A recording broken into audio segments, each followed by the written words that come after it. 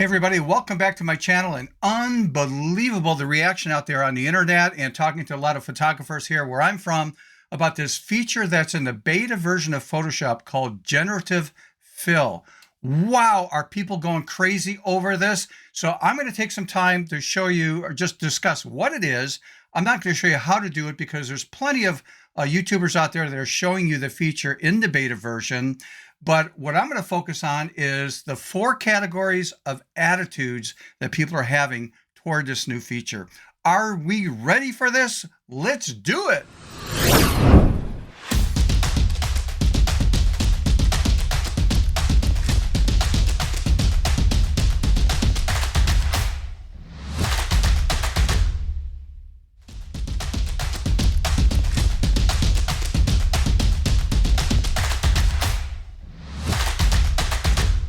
Hey everybody, welcome back to my channel. This is going to be a different take on a new feature that a lot of people are talking about that's in the beta version of Photoshop called Generative Fill.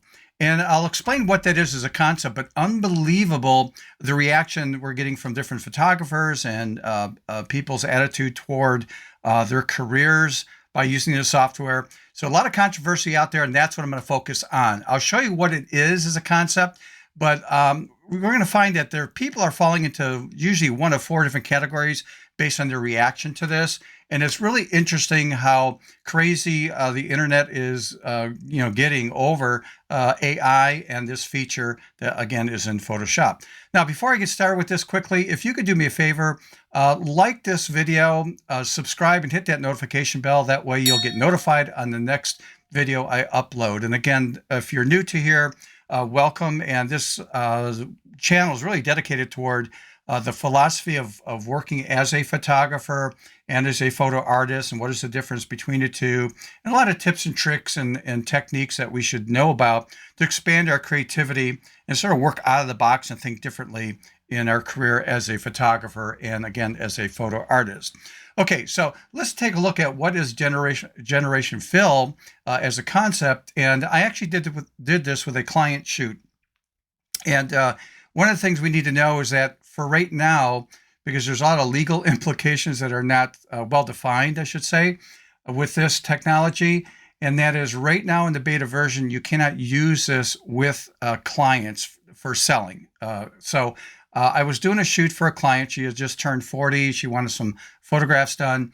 And so I did 3 extra photographs that are not, sold to her or whatever. It was an experiment for me on using this new feature in the beta version of Photoshop, and talk about a little bit about the pros and cons with this feature. So if you don't know what Generative Fill is, let's take a look at this right now. Number one, if we take a look at this photo, let me pull this up. She was standing on a platform, and just a normal shot. I was just, again, playing with this feature.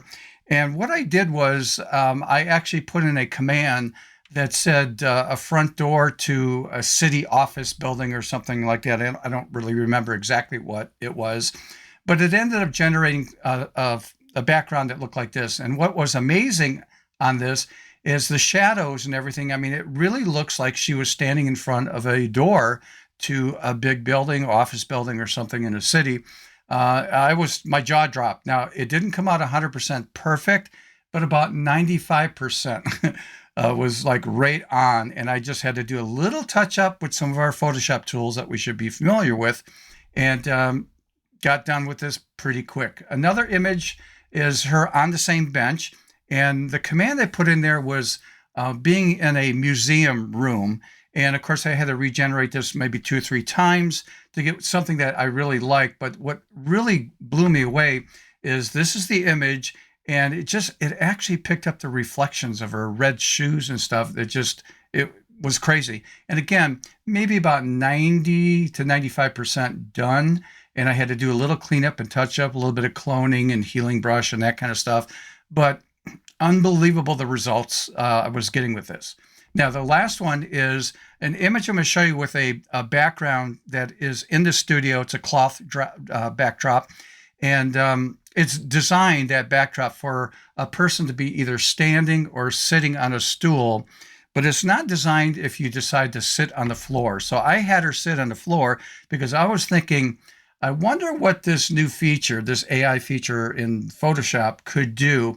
And what I wanted to do was extend the background floor to the floor that she was actually on, and it didn't work. I tried all sorts of things. It just, again, didn't work at all. I got a lot of funky different things as a result, and I just wasn't happy with it. So what I ended up doing to come up with this image right here, let me show you how I approached this.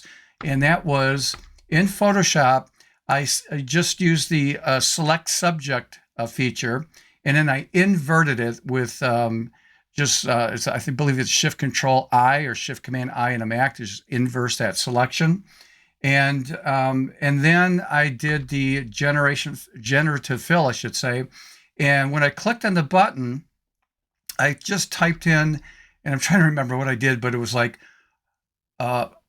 sitting on floor or sitting floor, abandoned old building. And I got like three things that came up, and one of them I liked, and I just hit the regenerate button again, and eventually I got this as my end result. And what again, about 95% of it was done. I had to do a little touch up, but look at the shadows in the corner. This looks so realistic, and that is just an example of what this new feature will be like when it comes into Photoshop. Now, again, it is in beta version, and you can find plenty of live demos out there or recorded demos of this feature using it different ways. But I want to talk about the reaction of people out there. That's what's more important to me than anything else. So let's talk about that. And number one reaction is this. Some people are just totally scared of this feature, and they just don't like change. There's a lot of unknown there, and because of that, they're very uneasy with this. So the first category of people are falling into is they're scared of this. They're actually scared. Okay, the second one are the people that I don't care. They just don't care. And the reason they don't care is that this is a hobby for them using Photoshop. Excuse me. I got a little bit of a tickle there. But it's a hobby, the type of photography that they do. They would never use this. In other words, they might be doing documentary work, shooting a wedding, family photos, that kind of stuff. And there's no interest in actually using that because they're documenting something as seen by the camera. They're not going to create some, AI backgrounds, that kind of stuff. So their reaction in group number two is, I don't care. It doesn't bother me. Third group, very interesting. There's a lot of people that are going to be very mad, and they don't like this. They're very mad of these AI features, not only coming into Photoshop, but in other areas in general in AI. So I'm going to give you an example. I'll get back to Photoshop here in a minute, but it's estimated by experts in the field. You can find documentaries on this by analysts that know a lot more than I would know about AI, and that is, it is estimated over the next few years, about 8 million people in the United States will lose their jobs. And this is affecting everything from accounting to programmers. If you're an architect, this is going to affect you. Not that you're going to lose your job, but a firm like an architectural firm won't need as many people in it. Or if, like, you have a division in your company that does programming, you may not have to have as many programmers because of AI being able to do this quicker and faster.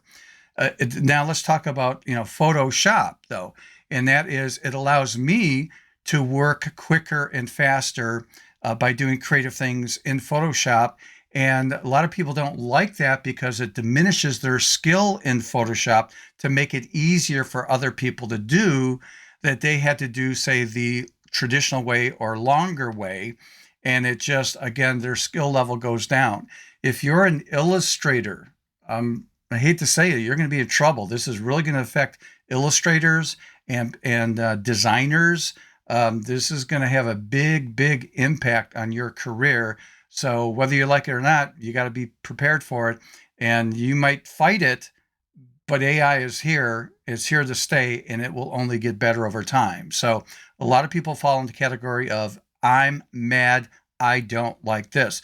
The last category, and that's category number 4, and that is, people are excited about it and embracing it. And that's me. I fall into that category because it's like, oh my goodness, I can do some really cool creative things now.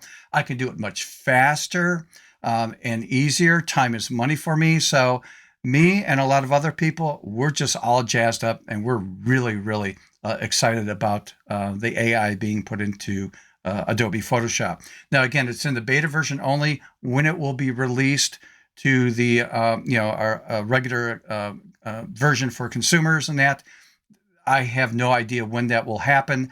But I do know this: as this is rolled out, AI will actually keep getting better and better and better over time. So be prepared for it. You're going to fall in one of those four categories. I don't know which one you fall into, but I'm in the one that I'm excited about this. I'm embracing it, and I'm going to use it to my advantage. Okay, so with that out of the way, hopefully you understand a little bit more what's coming down the road in Photoshop. And like always, please, if you have a question about anything, my email address is here at the very bottom. And just again, a quick reminder, and that is to like this video, subscribe if you have not subscribed, hit that notification bell. That way you'll get notified when I upload a new video. With that out of the way, everybody get that camera out. And you know the way I like to end all the time, and that is get out there and start making mistakes, get creative, and constantly keep thinking out of the box. Until next time, see ya.